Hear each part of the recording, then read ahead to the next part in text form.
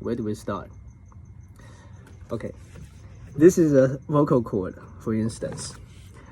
You can zip, this is the end, this is the end. You can zip it to here. So this part is disabled and this part vibrates because it's short, so the pitch is higher. Or this is the same vocal cord. You can stretch that further, so this vocal cord becomes this. And because it's tense, so there's more tension.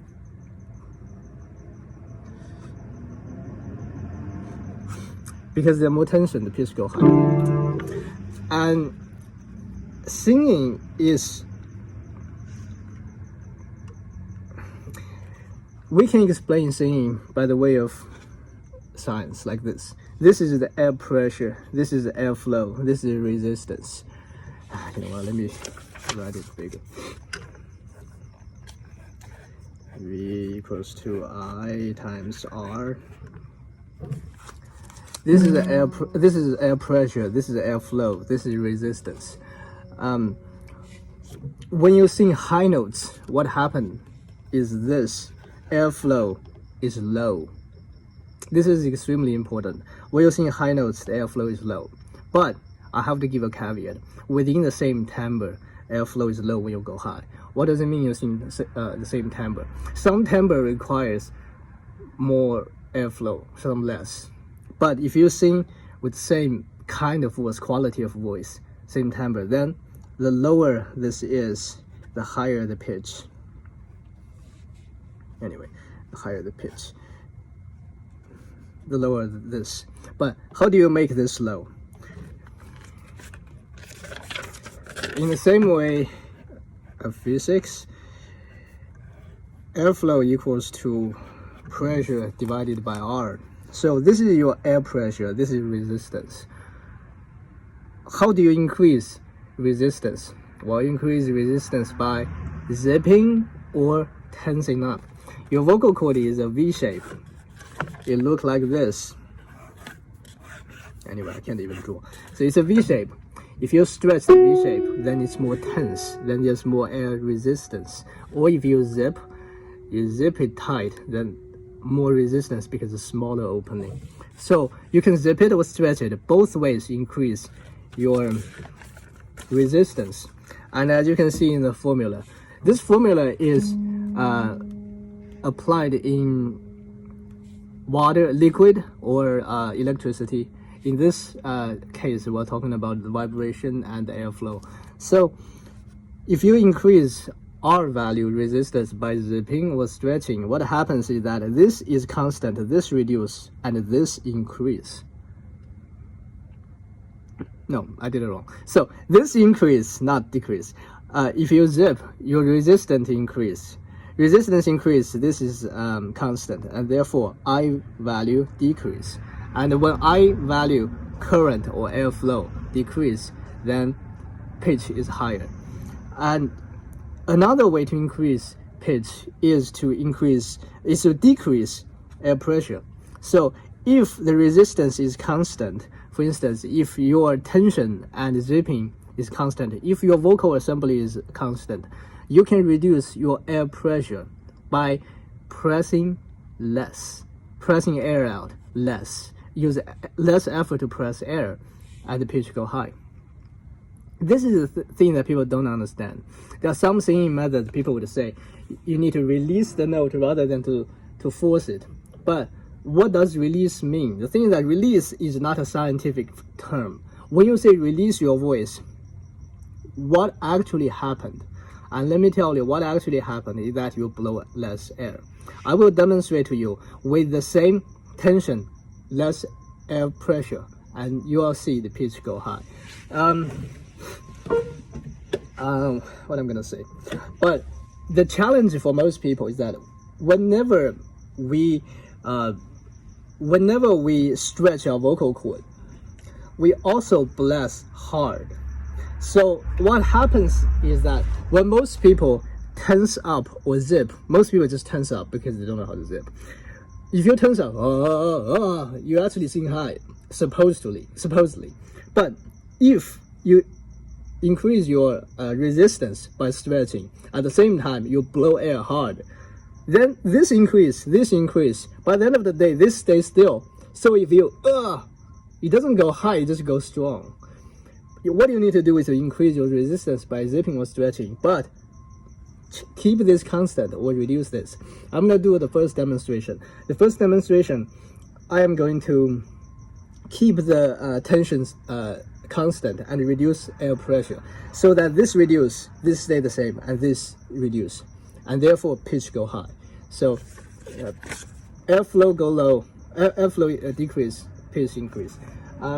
Most people, when they reduce air pressure, they reduce their tension. But I'm going to deliberately keep the tension the same and reduce airflow. This is the training. It is like some people can draw circle and square at the same time. It takes coordination rather than conditioning. It is the mind work. It is like a form of yoga. This time, first demonstration, reduce air pressure and keep tension the same. Listen closely.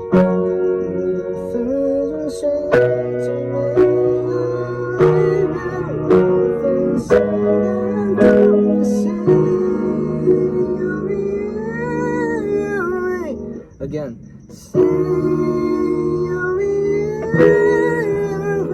Again without piano.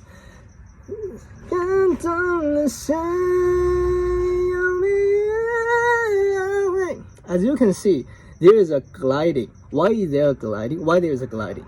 There's a gliding because when I reduce my airflow, it's not sudden.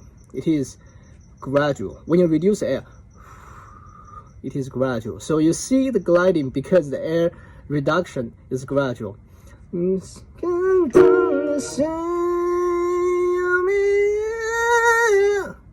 Look at my tension. You can see from my face and neck tension.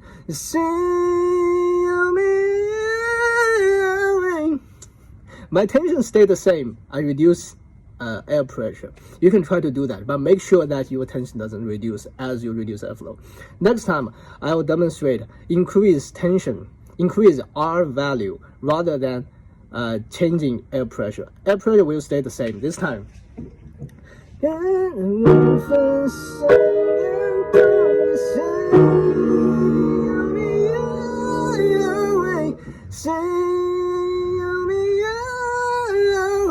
Again.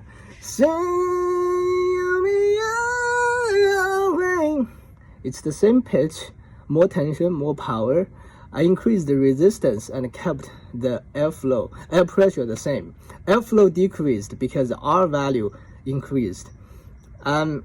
Pitch go high. Pitch increase because the increase of tension. And then the third demonstration, I'm going to increase R value resistance and decrease air pressure. So I'm going to press less air, and I'm going to tense up more by stretching, not by zipping. Maybe zipping is prerequisite. We're going to talk about zipping in the future. But now, when I increase R, I'm stretching. So this time is the combination of increase of R value and a decrease of V, air pressure.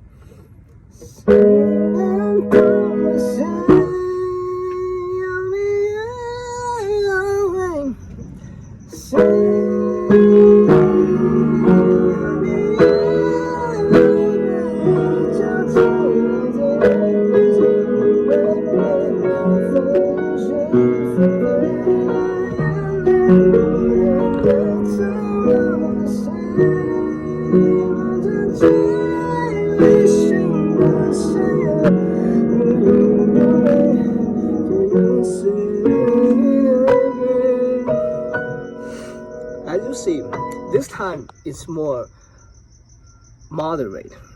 It doesn't show the opportunistic skill of reduction of air pressure with that gliding sound, nor does it show the aggression of stretching, of excessive stretching. If you excessively stretch, your voice can crack, but this time crack is healthy. This type of crack is natural. It doesn't hurt your voice. I'm going to stretch again without reduction of my air pressure.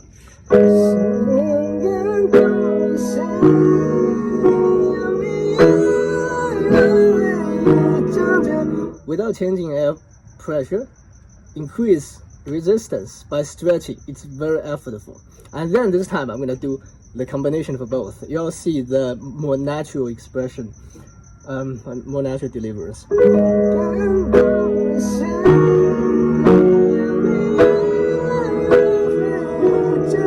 I have increased the tension, the resistance. At the same time, I have deliberately reduced the air pressure. And that is very counterintuitive, because every time when we increase the pressure, we tend to press harder. I'm not going to demonstrate it because that can actually break my voice. It's not that scientific. Most people, when they sing high, they yell. When they yell, what it means scientifically, anatomically, is that they increased their tension. At the same time, they increase the air pressure. What happens? I value current, airflow. I is airflow or current, stay the same. So they increase the power, but doesn't increase pitch. Therefore, they can't go higher. If you want to do extreme forms of reduction of air pressure without tensing too much, you can do this version. This version is going to be very effortless.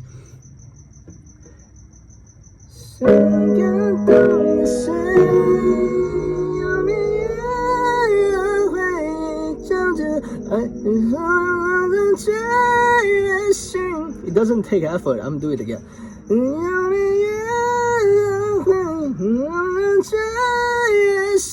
But it doesn't sound exciting. When you add tension, you add R value, that's when your voice sounds commercial. If the notes go extremely high, the notes that I did before in the previous demonstrations are B4. So that is about 6 notes higher than most people's range. Most people's highest note in chest voice is F4. So 1, 2, 3, 4, 5, 6 notes higher. But what if I go up 1, 2, 3, 4, another 4 notes? That would be 10 notes higher than most people's highest. And then you really have to combine stretching and control of air pressure. I'll demonstrate this for you.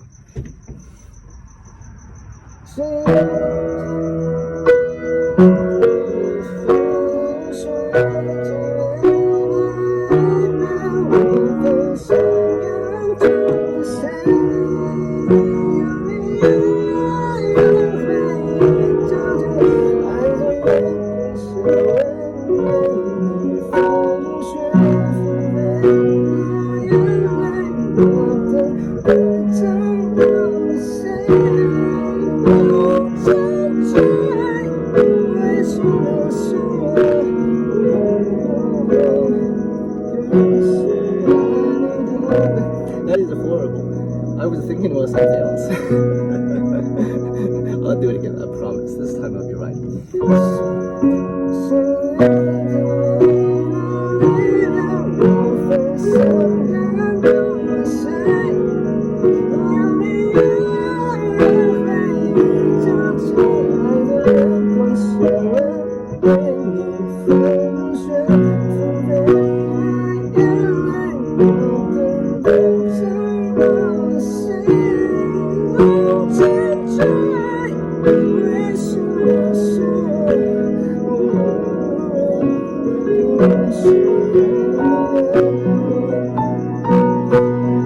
Okay, without piano.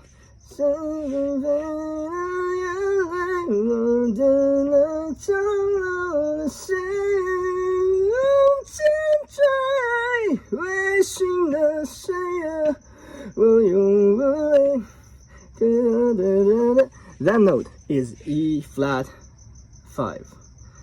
So it's E flat 5 and D flat 5. And that is 3 notes higher than male high C. And if you sing with head voice, that'll be very easy. So most singers, when they do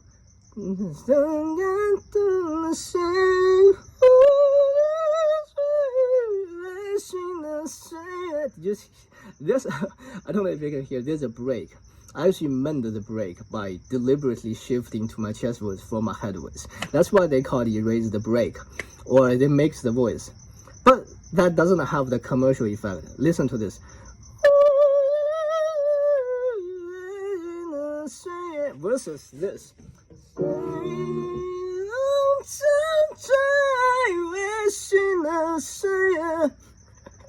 The second one is more extreme. Artistically, there's an advantage with tension. There are multiple reasons. First of all, I think I talked about this before, but let's do that again. Your voice has a head voice, mixed voice, and a chest voice. In chest voice, there are different tones, different timbre. Some people would say some are baritone, some are tenor, some are bass. That's bass. And I'm not gonna do baritone and tenor. I sometimes mess it up because my habit is too good. Baritone, no, I'm not gonna do it. Okay, I'm gonna mess it up. But when you use bass to sing high notes, that's when artistic expression is the most exciting. For one reason, there's an overtone. This note is high, this note is low. But other than just the pitch difference, the low note also is more rich. It is rich because it has an overtone. It has an overtone, so it's like drinking whiskey or wine. There is more complexity that you can hear in its overtone. If you use a bass voice to sing a high note, it is more rich. That is one. Second of all, when you use your bass voice, it is more honest, because bass voice is the sound that we speak with, it's the timbre that we speak with. When we raise our pitch, it is disgenuine. The extreme example would be Mickey Mouse. Oh, hi there. Ah. I'm glad to be here. That is falsetto. That is the most disgenuine sound. Or Bugs Bunny. What up, Doc? Hey. That is also disgenuine.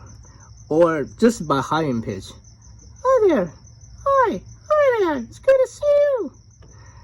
Hi there. It's good to see you. So there's a different voice, and those different they're not necessarily registered. There's timbre. So if you use your chest voice, there are still difference. They're a.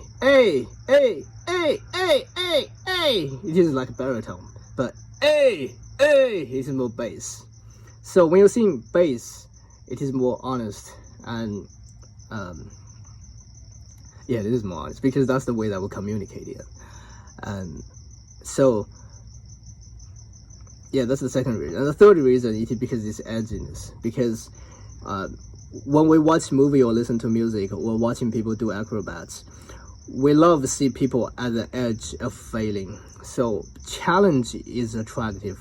If success is guaranteed, then it's not exciting. But when we look at someone do a headstand on a pole 20 feet above ground, it is exciting because he might fail, and the price of failure is high. Or if we see someone racing on the track 200 miles per hour, there's a chance he might flip his car and be dead. And that possibility of failure and the high stake in failure is attraction. Same thing with singing. If we do, I can do this 100 times. With COVID, there's no chance to fail. But if we do,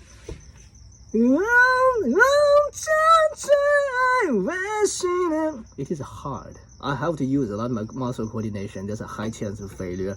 If I do this for enough times, that I probably can pull my muscle coordination in the moment. I probably can overcome it. But it is a very bizarre thing to see someone do something so counterintuitive, such as you put the chest bass voice up high to 3 notes higher than a high C. So artistically it's better, it's rich in overtone, it is more honest. So artistically we try to use our bass chest voice to sing high notes. We don't do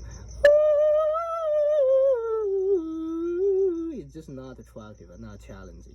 So that's the contribution of J-Chow, because he was never trained professionally, and everything he does was incorrect in appearance. But if you can do something incorrectly, but you can still do it, continue, don't change.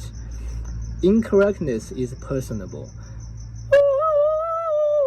Is someone who knows how to sing would do. But the way that I demonstrated earlier, the way that I would support, is the way that sound like an amateur, but indeed you can sing high notes. Here's the thing, this is bad singer, good singer, extraordinary singer. If you're a bad singer, you sound stressful and you can't sing high notes. If you're a good singer, you sound effortless and you can sing high notes. But if you're an extraordinary singer, you sound stressful but you can sing high notes. People would think you don't know how to sing, but then you never fail. J-Chow has never break his voice in any extraordinary ways that you can laugh about. 25 years, 30 years of career. And there's a very smart way he uses voice. I'm not sure if he knows it by knowledge. He definitely knows it visually. He definitely knows it kinesthetically. Therefore, he can pull it off on stage. Is there any other songs? I like to use that example because it has a B note. B note is impossible for most male, and then it has an extraordinary E flat 5 note. So yeah, that's the best example for singing high notes. And yeah, something else, I guess. Oh, in regard to what we're talking about, COVID, voice problem, no warm up, and still sing high notes. The resolution is that in traditional way of singing, I'm gonna use there's a method called speech level singing, because most of the popular singers, great singers, are trained in this method, or at least influenced by this method. And their training objective is to erase break and increase range. Break is because and has a break. If you go there's a break somewhere that changes in resonance. So in that method of singing, there's head resonance and chest resonance. Your muscle coordination is different. So somewhere in between, you need to develop a way to transition. Or if you use your pharyngeal resonance, so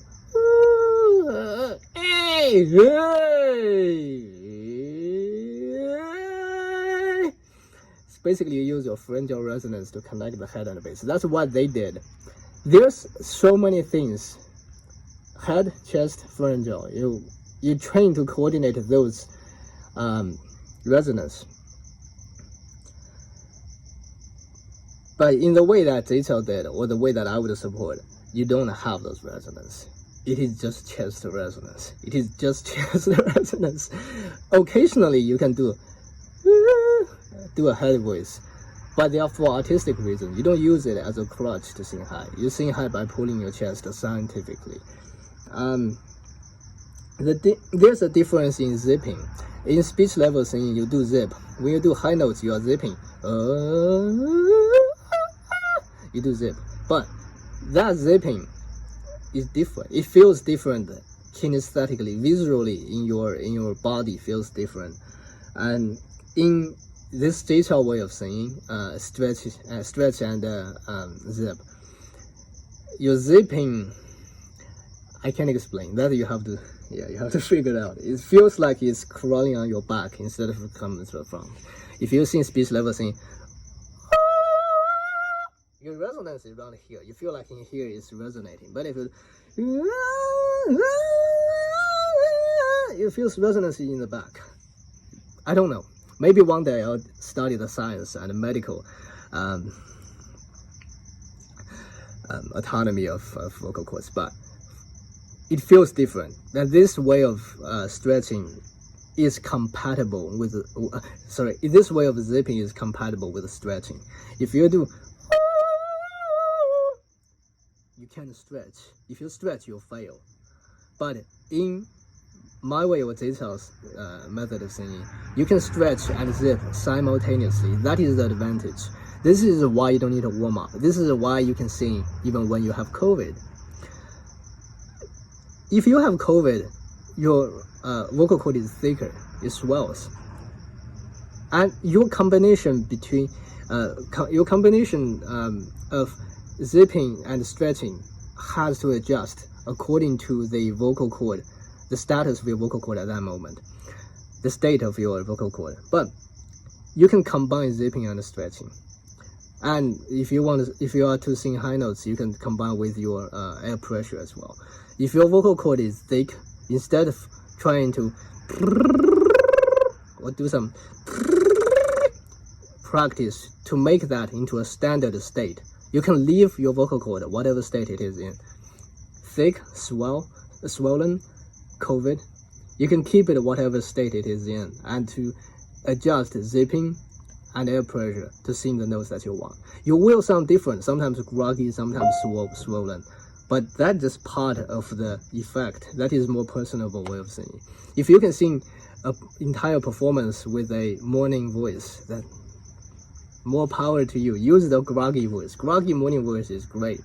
So instead of trying to standardize the state of vocal cord by every day,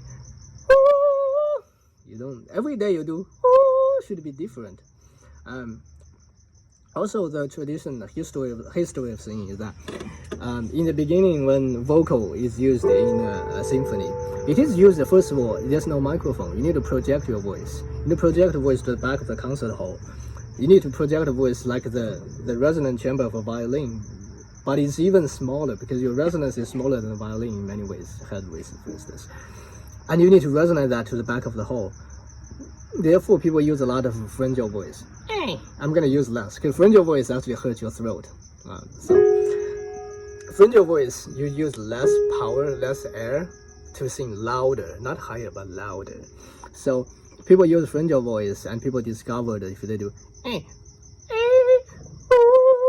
you do a sound like that, which I can't do right now,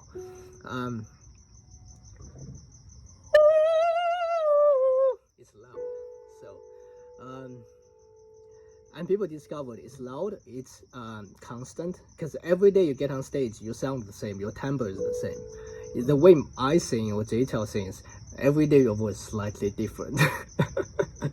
And that's the advantage of it. And at that time, you can't reduce your airflow. You engage your pharyngeal resonance, and you have to push air to sing loud. But nowadays, sometimes J-Chow perform on stage, his voice is so low, like volume of voice, but you can afford to sing a volume low. You just use a computer to compress the loud together with the not so loud. So when you sing high notes, you less air, less volume, but you get the notes high, and you record in the microphone, and you can even out in the microphone in the computer. With the invention of microphone, people do all kinds of things because you no longer have to project your voice. You have an amplifier, you have a speaker. So we can afford to use less air pressure, less airflow, high notes. So a lot of singing and vocal performance are liberated. But this domain is not explored. Speech level singing, yes, that was 30 years ago, plus 30, 40 years ago. And singing is new because microphone has only been invented and incorporated in singing. Computer compression and computer programs are only invented and used in the past few decades. So the method of singing should evolve with technology. You no longer need to sing loud, and you no longer have to even sing even. You can have loud voice and quiet voice and compress it together. And none of that is even considered computer editing because you're not messing with the pitch. You're not changing the pitch. You're just changing the volume, similar to a volume knob. So none of that is considered post editing in terms of vocal performance. But vocal performance should take in consideration of the technology available. And in that way, the way of vocal is evolving. And this is interesting because J-Chow has been around for two decades, and people don't know how he sings high notes and how he uses his vocal. In the future, I don't know. If I don't point it out, I don't know if people will. It takes some talent, it takes some accident. Everybody accidentally develop, not everybody, but Jay Chou, I would guess that he accidentally developed his way of singing. It's incorrect, it's better, it's extraordinary, and it has tremendous potential. And even traditional singers, speech level singers, can take a page from Jay Chou. Whenever they have trouble singing at high notes, they can use some Jay Chou's skill, such as reducing volume, reducing air pressure, reducing air volume, increase resistance.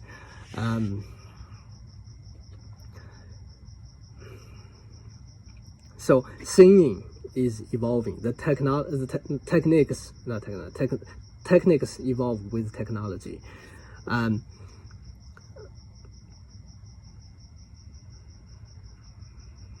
That's probably about it. I can keep talking about this forever. I can talk about gearing. I didn't talk about gearing. G-E-A-R, gear. Gear. Let's talk about gear. For instance, when we say chest voice, and I have explained bass, baritone, tenor, and for instance, hey, hey, hey is baritone, and you can go, hey, hey, hey, hey, it is tenor. Hey, hey is bass. Can you use bass to sing high? Yes, you can. Let me do a very, very basic version of that song. This is gonna be maybe a little hard, I'm not sure.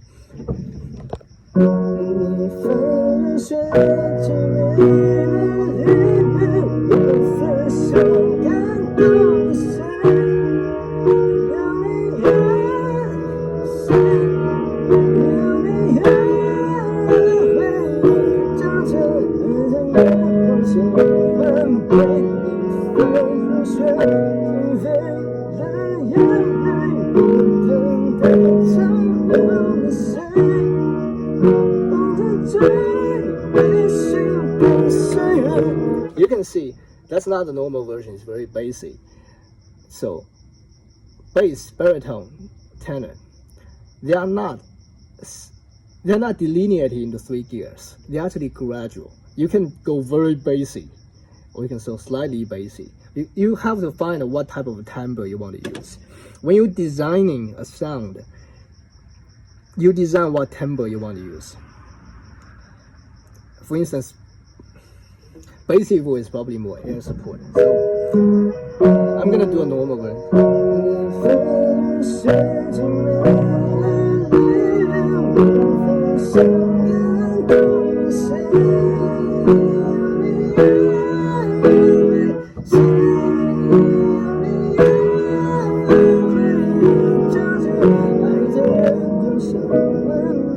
This is probably somewhere appropriate. Instead of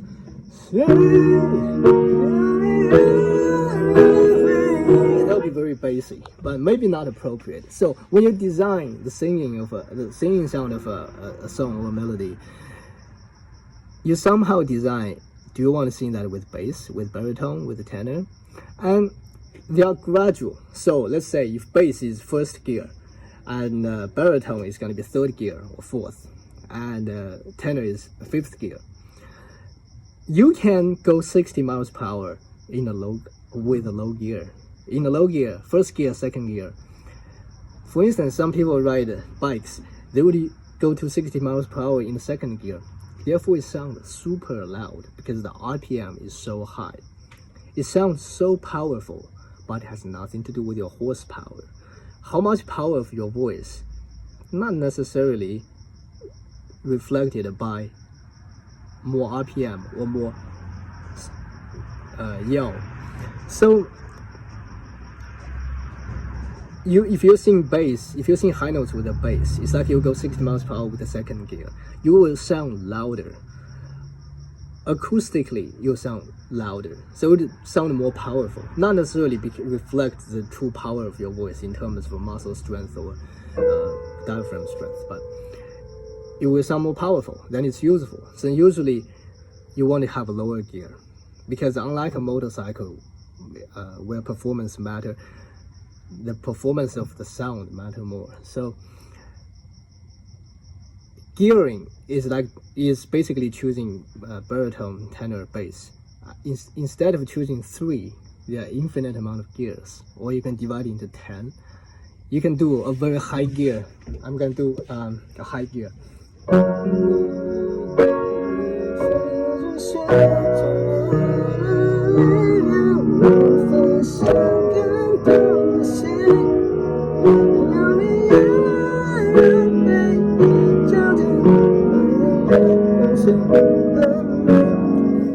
Or very low gear.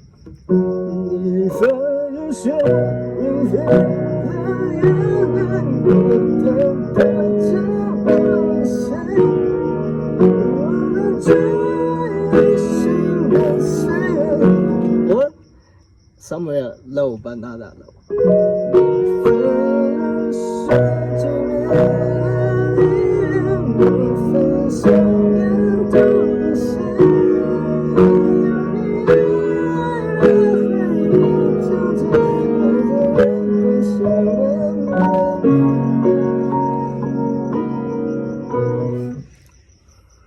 Yeah, that's basically it. Alright, this is it. If I think of more, I will tell you.